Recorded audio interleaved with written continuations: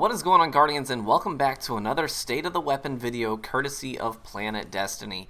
I'm True Vanguard, and in this video we're going to address fusion rifles. Fusion rifles were once the undisputed kings of the special weapons. They reigned the Crucible and were go-to weapons in PvE encounters because of their ability to consistently dish out high damage at a good range. Even some of the most competitive players in Destiny now can trace their history back to year 1, where they dominated the Crucible with things like Pocket Infinity, Light Beware, and Light of the Abyss. Over time, fusion rifles were nerfed pretty far into the ground and then slowly brought up to where they are today, which is still a far cry from where they were initially. Today, fusion rifles are one of the least popular choices for special weapons in Destiny across the boards. Let's start with PvE. Fusions are overall still a viable special weapon for common PvE endeavors. In strikes especially, fusions can put out lots of damage in a short amount of time at both close and medium range. They are great for melting majors and shielded opponents, but can also be good for crowd control while managing the riffraff. On common enemies, fusions will often kill 2 or even 3 opponents in a single blast. Snipers are almost exclusively used for the big guys, but I never feel bad using fusion ammo on any kind of enemy in PvE. In terms of downsides, fusions are not your best bet for the current raid.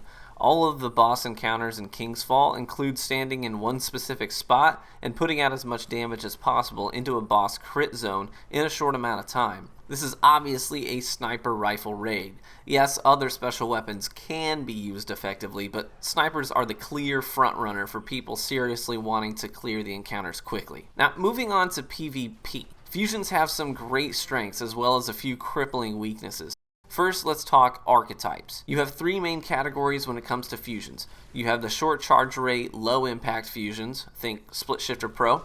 You have the moderate charge rate, moderate impact fusions, think Thiessen, Ash Raven's Flight, and Plan C. And you have the long charge rate, high impact fusions like Darkblade's Spite and the Vacancy. The general consensus is that the short charge rate, low impact variants are poor at best. Yes, they can get kills, but they are dramatically outclassed by shotties because of their inability to consistently kill at medium ranges.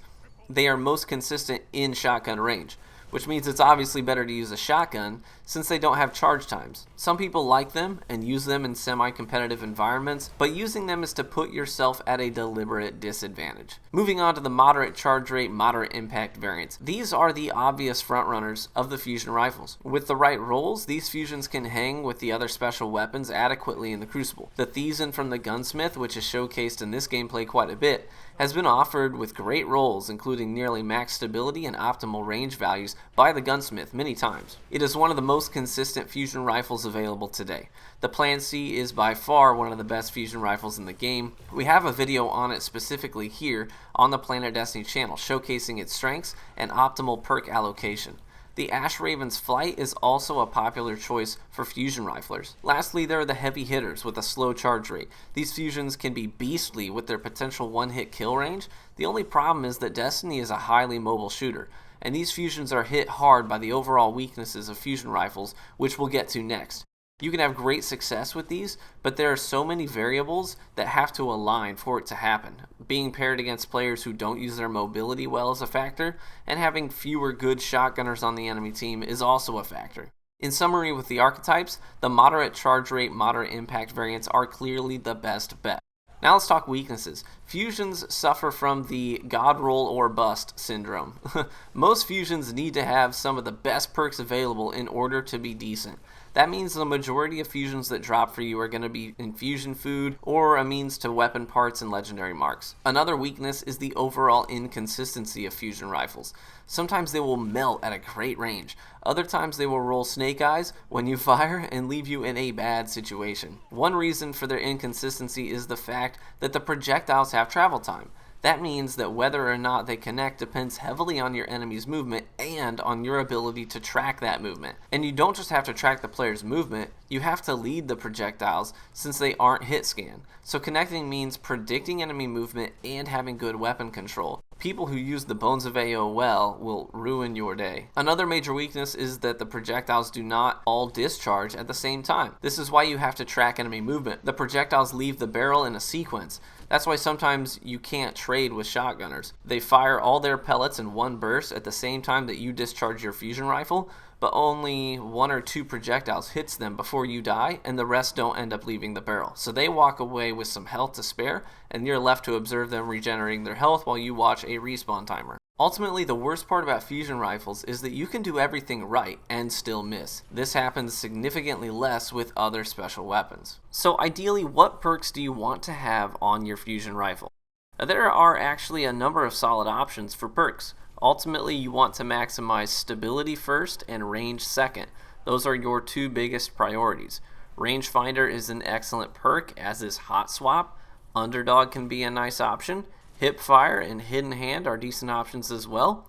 In the middle tree though, your hands down best perk is Braced Frame. It's going to significantly improve stability while not affecting your range value.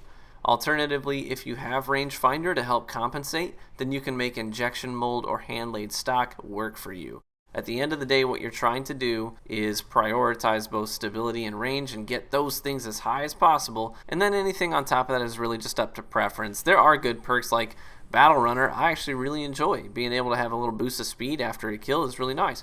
I also really like Life Support. It's going to help regenerate my health sometimes and set me up for success in my next engagement so I can go into it with more health. At the end of the day, the best things in this game never go undiscovered and unused. There's a clear reason why fusion rifles are used significantly less in the Trials of Osiris than snipers and shotguns.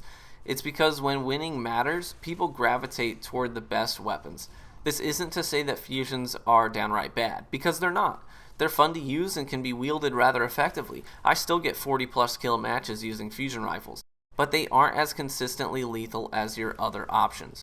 Well, as always, we hope that this video has been both informative and helpful. We always love hearing from you, the player, so please let us know what your go-to fusion rifle is in the comments section below, and what's your take on the current state of the weapon. This has been True Vanguard with Planet Destiny, and I'll catch you in the Crucible.